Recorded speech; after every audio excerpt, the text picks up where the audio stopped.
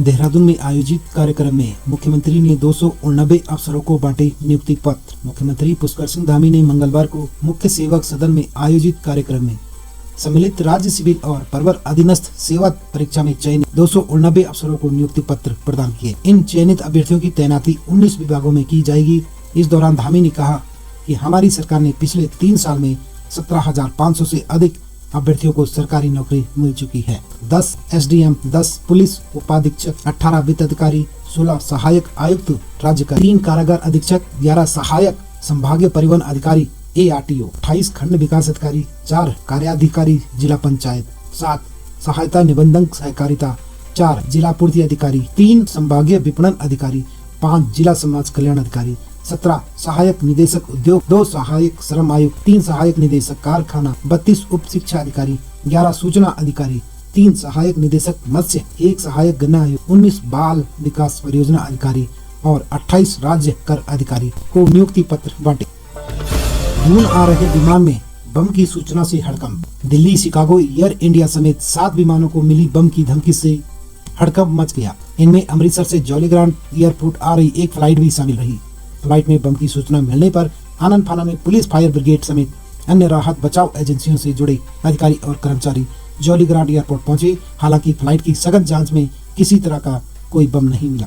अमृतसर से यहां पहुंचने वाली फ्लाइट में बम की सूचना मिली थी, जिसके चलते एयरपोर्ट सिक्योरिटी फोर्स का अलर्ट कर दिया गया था। अन्य सुरक्षा एजेंसी व राहत बचाव दल को भी बुला लिया गया। सघन जांच में भी किसी तरह का कोई बम नहीं मिला। एयरपोर्ट की सुरक्षा पूरी तरह से पुख्ता है। मामले में कानूनी कार्रवाई की जा रही है। राशन तोल में नहीं होगा झोल, मिलेगा हक का एक एक दाना। उत्तराखंड में अब सरकारी सस्ते गल्ले की दुकानों पर राशन तोलने में किसी प्रकार की गड़बड़ी नहीं हो सकेगी। खाद्य विभाग दिसंबर तक सभी दुकानों पर point of sale POS machine लगवा देगा। यह मशीनें सीधे ई तराजू से लिंक होगी, यानी उपभोक्ता को निर्धारित राशन में न एक दाना कम मिलेगा और न ही ज्यादा। इससे कालाबाजारी पर पूरी तरह अंकुश लगने की भी उम्मीद है। उत्तराखंड में मौजूदा समय में 9,400 राशन विक्रेता हैं, जिनमें से 1,050 अकेले देहरादून में हैं। राशन वितरण में पारदर्शिता के लिए खाद्य विभाग ने 4 साल पहले यह प्रक्रिया बायोमेट्रिक कर दी थी, लेकिन अभी भी राशन तोड़ने का काम मैनुअल हो रहा है। ऐसे में घटतौली की संभावना बनी रहती है। अपर आयुक्त खाद्य PS पांगती ने बताया कि उत्तराखंड में फूड ग्रेन ATM पर तो POS मशीन लगी है, लेकिन बाकी दुकानों पर नहीं। लिहाजा केंद्र सरकार के आदेश पर सभी दुकानों को POS से कनेक्ट किया जाएगा। नवंबर आखिर तक या दिसंबर तक यह काम पूरा कर दिया जाएगा। कंप्यूटर पर मोबाइल की लत, कंप्यूटर पर गलत तरीके से बैठकर काम करना और बेड पर बैठकर पढ़ना युवाओं को कमर और गर्दन का दर्द दे रहा है।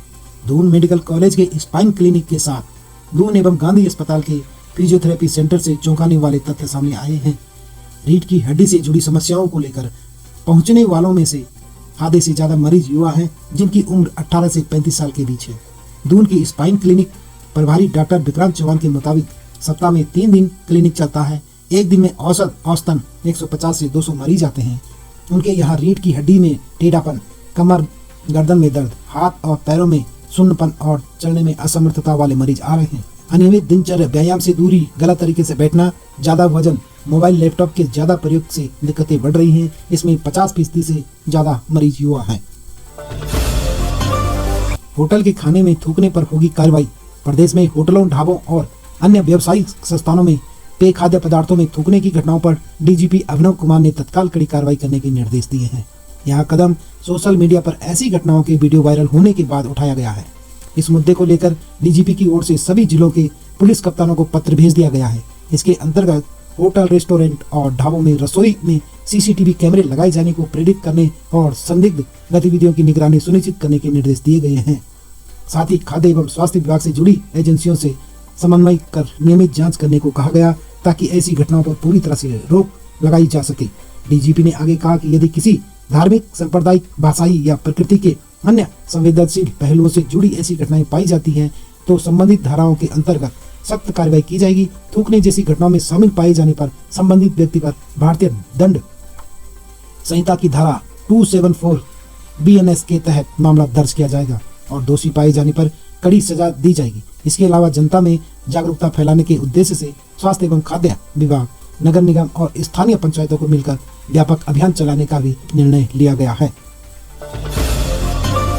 ट्रेन पलटाने की कोशिश की जांच करेगी STF। उत्तराखंड में रेलवे ट्रैक पर जगह जगह ट्रेन पलटाने की साजिश रचने वालों की तलाश STF करेगी। कहीं सिलेंडर तो कहीं केबल पड़े मिलने पर DGP अभिनव कुमार ने STF को जांच का निर्देश दिए हैं। STF स्थानीय पुलिस और GRP के साथ मिलकर आरोपियों को पकड़ने का प्रयास करेगी। यही नहीं, ट्रेनों और पटरियों की सुरक्षा के लिए उन्होंने GRP को भी पुख्ता इंतजाम करने के निर्देश दिए। बीते दिनों लंडोरा और डंडेरा स्टेशन के बीच छोटा गैस सिलेंडर पटरियों पर पड़ा मिला था। खटीमा में ट्रेन की पटरियों पर इलेक्ट्रिक केबल पड़ा मिला था। समय रहते यदि इन दोनों जगह पर सुरक्षा बलों का ध्यान नहीं जाता तो बड़ी घटना हो सकती थी।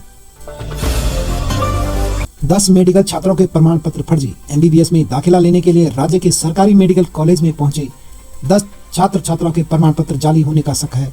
चिकित्सा शिक्षा विभाग ने सभी की जांच शुरू कर दी है। मेडिकल कॉलेज में दाखिला लेने के लिए फर्जीवाड़ा पहले भी होता आ रहा है। हल्द्वानी मेडिकल कॉलेज में पूर्व में कई छात्र छात्राओं पर कार्रवाई हो चुकी है। इस बार फिर फर्जी तरीके से एडमिशन की कोशिश की गई है।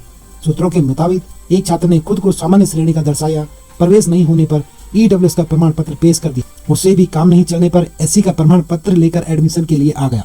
ऐसे एक नहीं 5 के सामने आए। कॉलेज प्रबंधन ने इसकी रिपोर्ट बनाकर मुख्यालय को भेज दी। राज्य आंदोलनकारी वीडियो कॉल पर भी करवा सकेंगे सत्यापन। राज्य आंदोलनकारियों को पेंशन के लिए नवंबर तक जीवित प्रमाण पत्र जमा करना होगा, लेकिन DM या तहसील कार्यालय तक स्वयं आने में असमर्थ राज्य आंदोलनकारी अपने रिश्तेदार या परिचित को भेजकर वीडियो कॉल के जरिए जीवित प्रमाण पत्र का सत्यापन करवा सकेंगे। DM कार्यालय की ओर से देहरादून कलेक्ट्रेट के अलावा सभी तहसीलों में राज्य आंदोलनकारियों के जीवित प्रमाण पत्र जमा करने के लिए कर्मचारी नामित किए गए हैं। पेंशन लेने वाले आंदोलनकारियों को इसके लिए आवेदन फॉर्म भरकर आधार कार्ड, राज्य आंदोलनकारी पहचान पत्र और बैंक पासबुक की छाया प्रति जमा करवानी होगी। जो राज्य आंदोलनकारी स्वास्थ्य और अधिक उम्र की वजह से प्रमाण पत्र जमा करने में सक्षम नहीं होंगे, वे रिश्तेदार को तहसील या कलेक्ट्रेट भेज सकते हैं, जो वीडियो कॉल करके सत्यापन करवा सकेंगे। कोर्ट के फैसले से उपनल कर्मियों में जगी सुरक्षित भविष्य की आस। नैनीताल हाईकोर्ट के फैसले के खिलाफ सरकार की SLAP के सुप्रीम कोर्ट से खारिज हो जाने से उपनल कर्मचारियों में अपने सुरक्षित भविष्य की उम्मीद जाग गई। उपनल कर्मचारी पिछले 6 साल से हाईकोर्ट के वर्ष 2018 के नियमितीकरण और समान कार्य समान वेतन के आदेश को लागू करने के लिए संघर्ष कर रही है। मंगलवार शाम फैसले की खबर आने के बाद उपनल कर्मचारी ने परस्पर मिठाई खिलाकर खुशी का इजहार किया। सरकार कर रही है इस फैसले के असर का परीक्षण। सूत्रों के अनुसार हाईकोर्ट के आदेश के परिप्रेक्ष्य में सरकार सभी पहलुओं का अध्ययन भी कर रही है। इतनी बड़ी संख्या में कर्मचारियों का नियमितीकरण और समान कार्य समान वेतन देना सरकार के लिए बड़ी चुनौती होगी। सूत्रों के अनुसार देर शाम आदेश की प्रति आने के बाद वित्त विभाग भी हरकत में आ गया। उपनल कर्मियों के नियमितीकरण और समान कार्य समान वेतन पर होने वाले वित्तीय भार का आकलन भी किया जा रहा है। फर्जी डिग्री से नौकरी पाने वाले शिक्षक को 5 साल की कैद। B.Ed की फर्जी डिग्री के आधार पर शिक्षा विभाग में नौकरी करने वाले शिक्षक को मुख्य न्यायिक मजिस्ट्रेट की अदालत ने 5 साल के कठोर कारावास और 10,000 रुपए के जुर्माने की सजा सुनाई। दूसरी शिक्षक को न्यायिक अभिरक्षा में पुरसाड़ी जेल भेज दिया। मामले में राज्य सरकार की ओर से प्रभावी पैरवी अभियोजन अधिकारी प्रमोद चंद आर्य एवं विनीत उपाध्याय ने की। आभूषण बनाने से पहले हॉल मार्किंग अनिवार्य। केंद्र सरकार नए साल से आभूषणों के निर्माण में उपयोग किए जाने वाले सोना, सराफा, गोल्ड बुलियन पर भी हॉल मार्किंग अनिवार्य करने जा रही है। इसे चरणबद्ध तरीके से देश भर में लागू किया जाएगा। इस मामले से जुड़े सभी हितधारकों ने इस प्रस्ताव पर सहमति दे दी है। ग्राहकों की लंबे समय से मांग रही है कि स्वर्ण आभूषणों की गुणवत्ता तभी सुनिश्चित की जा सकती है जब बुलियन को हॉलमार्क किया जाए। इसको लेकर काफी समय से परामर्श प्रक्रिया चल रही थी। गोल्ड बुलियन हॉल मार्किंग अनिवार्य होने के बाद रिफाइनर्स को आयातित सोने की गुणवत्ता पता चल पाएगी। हॉल मार्किंग में शुद्धता 22 कैरेट 916 नंबर 91.6 शुद्धता, 18 कैरेट में 750 75% शुद्धता और 14 कैरेट में 585 58.5% शुद्धता। हॉल मार्किंग सेंटर का निशान और ज्वेलर का निशान अब आपको आभूषणों में मिलेगा। सहकारिता विभाग के नाम होगी समितियों की जमीन। खाली पड़े 735 पदों पर जल्द होगी भर्ती। सहकारिता विभाग में 735 पद खाली। वहीं राज्य सरकारी बैंक में के MD नीरज बैरवाल ने बताया कि सहकारिता विभाग के 2033 पदों में से 1498 कर्मचारी कार्यरत हैं, जबकि 735 पद खाली हैं। मंत्री रावत ने बताया कि यह कदम कोऑपरेटिव बैंकों के कर्मचारियों की कमी को खत्म करने के लिए उठाया गया, ताकि बैंक सुचारू रूप से अपना संचालन जारी रख सके। जो युवा बैंकिंग क्षेत्र में अपना कैरियर बनाना चाहते हैं, उनके लिए यह एक अच्छा सुनहरा मौका है। तो ये थी आज की कुछ मुख्य अपडेट। इसी प्रकार की वीडियो के लिए आप बने रहे हमारे YouTube चैनल।